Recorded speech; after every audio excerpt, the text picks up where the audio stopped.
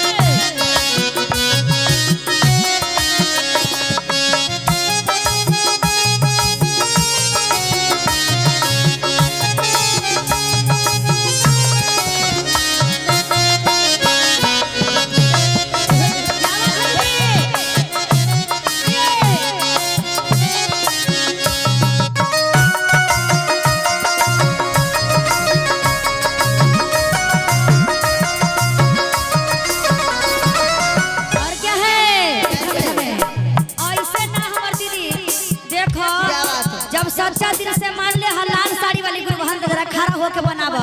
कैसे बनाना है दीदी? हमार दीदी ज्यादा नहीं, हम पहले दो दो गो करेंगे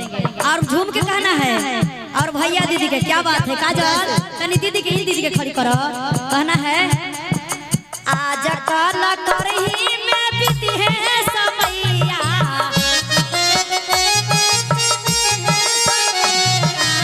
आज कल करही में बीती है समैया,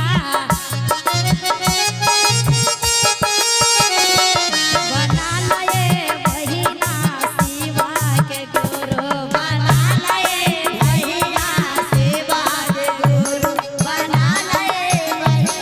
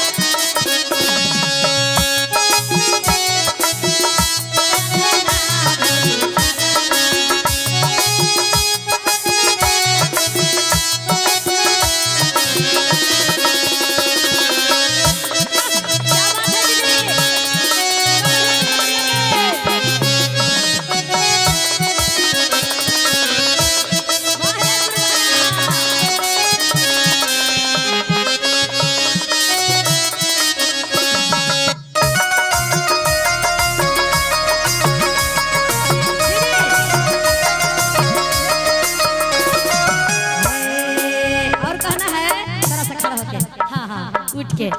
दीदी देखो तनी पैसा वाला गुरु औरे रहिहन और फ्री वाला गुरु औरे रहिहन तो कहना है कौन भाव में पैसा वाला गुरु बहिना कुछो नहीं करी है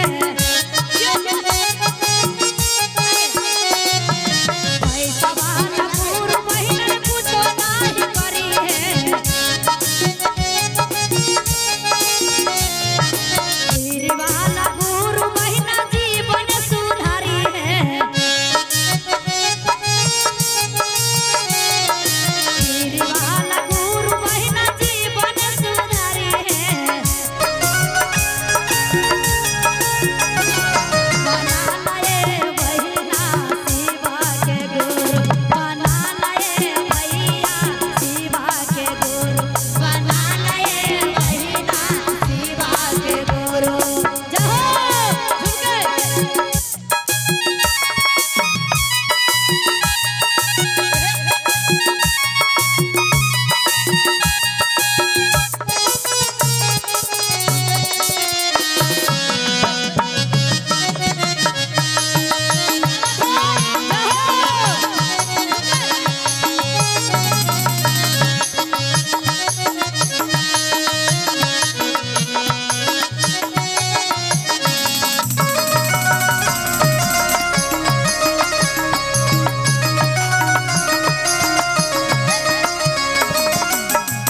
और कहना है हमरो हरे न भैया दिल तीन गो गाना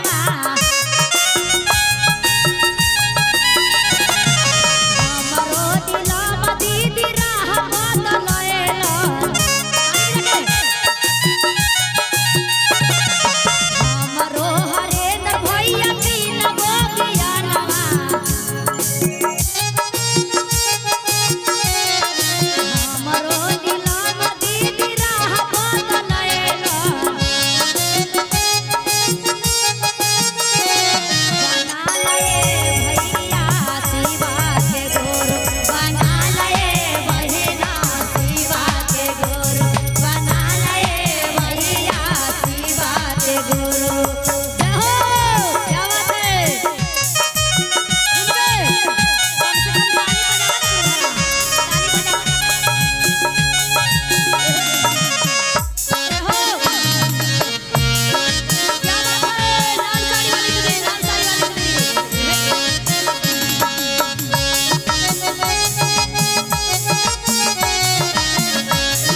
क्या बात है रीता दीदी बाबा के गला में लगा रही है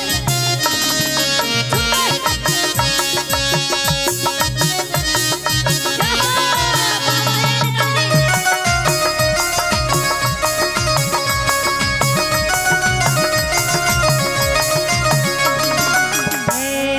पहिला में दाया मंगिया दूसरा में चरचा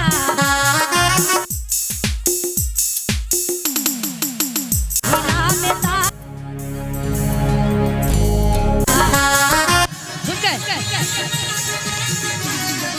तीसरा में नाम करिया दिलिहन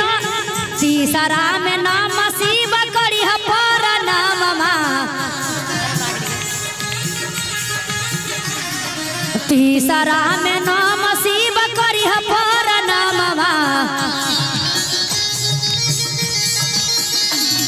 बना लाए बहिना शिवा के गुरु बना लाए भैया शिवा के गुरु बना लाए बहिना शिवा के गुरु बना लाए भैया शिवा के गुरु बना लाए भैया शिवा के गुरु बना लाए भैया शिवा के गुरु बना लाए बहिना शिवा के गुरु बना लाए भैया शिवा के गुरु बना लाए बहिना शिवा के गुरु बना लाए भैया शिवा के गुरु।